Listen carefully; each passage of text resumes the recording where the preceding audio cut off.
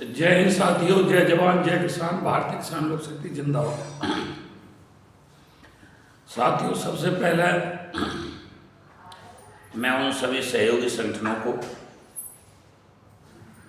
जिन्होंने 12 तारीख को फलैदा कट पर सफल आयोजन करने में सहयोग किया, जिसमें सबसे बड़ी भूमिका राष्ट्रीय अध्यक्ष ठाकुर भानु प्रताप जी की रही। पूरी ताकत से उन्होंने सहयोग दिया और हमारे संगठन को छोड़ करके 22 संगठनों की भागीदारी उसमें रही। उन सभी 22 संगठनों के राष्ट्रीय अध्यक्षों को, उन राष्ट्रीय अध्यक्ष के सभी सहयोगी कार्यकर्ताओं को, पदाधिकारियों को तहे दिल से हार्दिक स्वागत करता हूँ। 12 तारीख को गौतम बुद्ध नगर की ऐतिहासिक पंचायत रही, जिसमें लगभग 4000 की भीड़ का आकलन किया गया। निस्वार्थ भाव से क्षेत्र से 4000 आदमी एक मंच पर इकट्ठा होना वास्तव में ऐतिहासिक पंचायत है। मैं एसडीएम जेवर को भी धन्यवाद करना चाहूँगा। उन्होंने खुले मन से जिन युवाओं को रोजगार नहीं मिला था, जेवर एयरपोर्ट में 5.5 लाख रुपए काट लिए थे, उनको रोजगार देने की घोषणा की। R&R में रजिस्ट्री नहीं हो रही थी, वो रजिस्ट्री का लिए सीधा घोषणा की कि भाई सरकार की तरफ से ही खर्चा वहन किया जाएगा और सभी की रजिस्ट्री कराई जाएगी।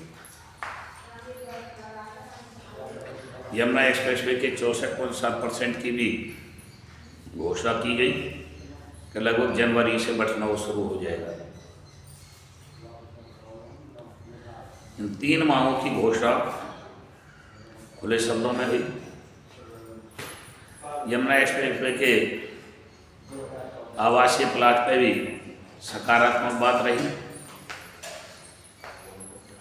सभी सहयोगी साथियों को मैं 18 तारीख को धरना स्थल लोनिजा पर सादर आमंत्रित करता हूं कि सभी राष्ट्रीय अध्यक्ष आएँ और उनके प्रतिनिधि आएँ, ताकि आगे की रणनीति बनाई जा सके।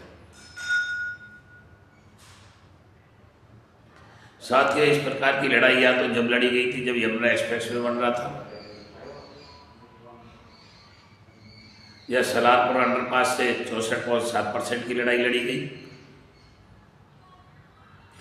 या वार पार की लड़ाई अब की बार फिर लड़ी गई है। लड़ाई तो और भी बीच बीच में लड़ती रही। एक जेवर एक्शन को तबादले की बात हुई थी, जब R&R के किसानों को कनेक्शन देने में वो एक्शन परेशान कर रहा था। लेकिन उन सब पिछली आंदोलनों को छोड़ते हुए इस बार का जो आंदोलन है वास्तव में ऐतिहासिक आंदोलन बना। ऐतिहासिक पंचायत हुई, सफल पंचायत हुई। हालांकि हल्की फुल्की नोकझोंक भी प्रशासन से हुई, लेकिन प्रशासन ने भी बहुत धैर्यपूर्वक, शांतिपूर्वक काम लिया। ये तो आंदोलन में हल्की फुल्की नोकझोंक हो जाती हैं, लेकिन फिर भी मेरे सहयोगी साथियों ने फलैदा कट पर अपने तन मन धन से आकर के सहयोग किया। उन सब के लिए धन्यवाद। यह लड़ाई आगे भी ऐसे ही चलती रहे जब तक किसानों को आवासीय प्लॉट की घोषणा क्लियर नहीं हो जाती है। हमने भी वो साक्ष्य प्रस्तुत किए जो साक्ष्य हमारे पास थे। उन साक्ष्य को देख करके एसडीएम जेवर ने भी कहा कि भाई जो भारतीय किसान लोक शक्ति की तरफ से साक्ष्य प्रस्तुत किए गए हैं उनकी गहनता से जांच करके किसानों को किसानों का अधिकार दिया जाए। यमुना अथॉरिटी के प्रशासनिक अधिकारियों ने भी अपनी सहमति जताई। हम इस पर गहनता से विचार कर रहे हैं। यह आंदोलन इसी प्रकार चलता रहे, शांतिपूर्वक चलता रहे। किसी किसान पर कोई मुकदमा ना लिखा जाए, किसी की गिरफ्तारी ना हो, कोई लाठी चार्ज ना हो, कोई बल प्रयोग ना हो और शांतिपूर्वक सफल आंदोलन हो जाए, तो ये बहुत बड़ी जीत है।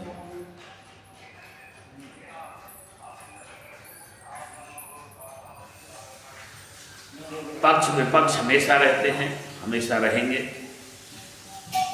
जब कोई सफल आयोजन होता है तो कुछों को हजम होता है, कुछों को नहीं हजम होता।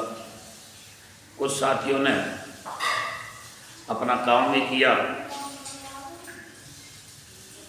गांव-गांव में कुछ लोगों ने पब्लिक को रोकने का भी प्रयास किया, भय भी बैठाने का काम किया कि पंचायत में जाओगे तो मुकदमे लिखे जाएंगे, गिरफ्तारी होगी।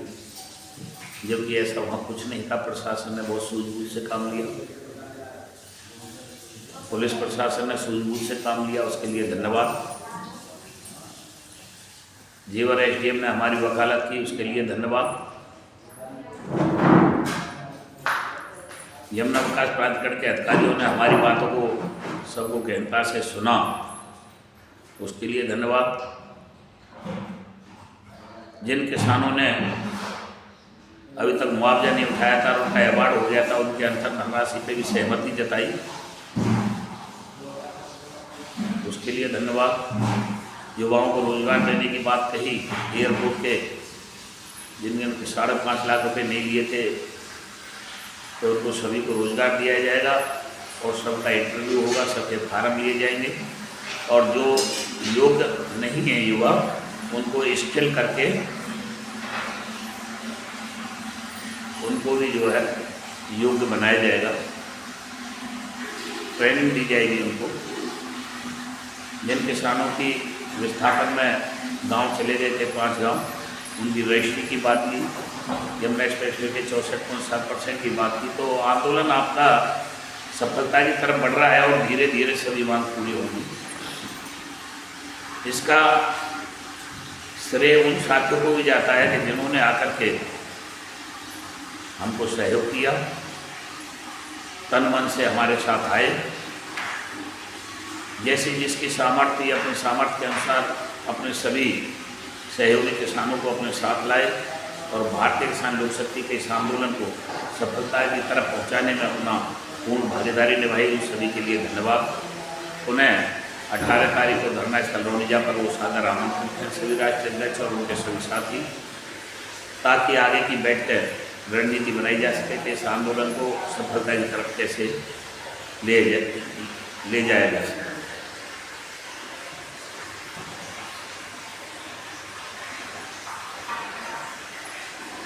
साथियों, जब कोई लड़ाई निस्वार्थ भाव से लड़ी जाती है, ईमानदारी से लड़ी जाती है और सबकी नीति और नीयत साफ होती है, तो परमपिता परमात्मा भी हमारा सहयोग करता है। मैं तो परमपिता परमात्मा से भी विनती करता हूँ, प्रार्थना करता हूँ कि इन किसानों के मन की पीड़ा, अंतरात्मा की आवाज़ सुनते हुए शासन प्रशासन को ऐसी सद्बुद्धि दे। और मैं शासन प्रशासन से भी हाथ जोड़ करके करबद्ध प्रार्थना करता हूँ कि इस गरीब किसान की आवाज़ को सुने और हमारी सारी वाजिब मांगों को, जो हमारी वाजिब मांग है, उनको सफलता हमें प्रदान करें। हमारी सारी मांगें जो वाजिब हैं, जो सच्चाई है, उसको सुने और उनका निस्तारण करें। मैं ये भी चाहता हूं कि ये आंदोलन 2027 तक ना चले।